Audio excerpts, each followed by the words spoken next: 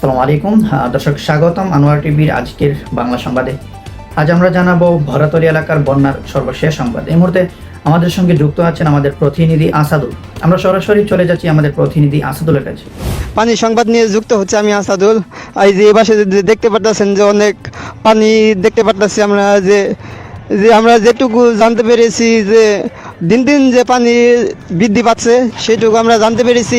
এলাকার যে স্থানীয় তারা আমাদেরকে জানিয়েছে যে পানি কিন্তু দিন দিনে বাড়তেছে, সেটাই আমরা জানতে পেরেছি। এই মুহূর্তে তাদের কাছে জানার চেষ্টা করব কেমন পানি হচ্ছে, দিন দিন কেমন পানি বাড়তেছে এটা আপনাদেরকে জানাবো এবং কি আপনাদেরকে জানানোর চেষ্টা করব। প্রত্যেকদিন যে 5-6 আঙ্গুল করে পানি বাড়তেছে সেটা জানাইছে।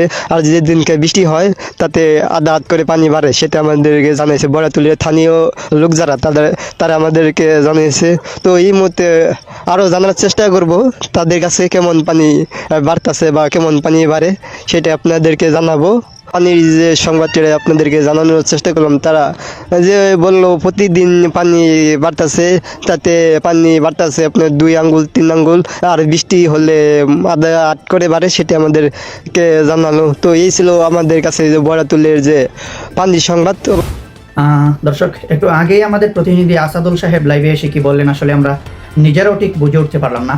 মনে হচ্ছে ওনার কথায় আমাদের মাথা এমনভাবে ডুবে গেছে, ঠিক বন্যার পানিতে যেমন মানুষ ডুবে যায়। আসলে আমরা ভেবেছিলাম আমাদের প্রতিনিধির কাছে গিয়েছি, কিন্তু ভুলবশত আমরা এক টিকটকার প্রতিবন্ধীর কাছে চলে গিয়েছিলাম। এজন্য অনাকাঙ্ক্ষিত বিভ্রান্তির জন্য দুঃখ প্রকাশ করছি। এদিকে আমাদের আসল রিপোর্টাররা এখনও পানির স্রোতে ভেসে বেড়াচ্ছেন। যদি সাঁতার কেটে বাঁচতে পারেন তাহলে আগামী বুলেটিনে আপনাদের কাছে সত্যিকারের খবর পৌঁছে দেবো। ততক্ষণ পর্যন্ত ভালো থাকুন, সুস্থ থাকুন, শুকনো স্থানে থাকুন এবং নিরাপদে থাকুন। আর আনোয়ার টিভির রিমোট হাতে রাখুন। ধন্যবাদ।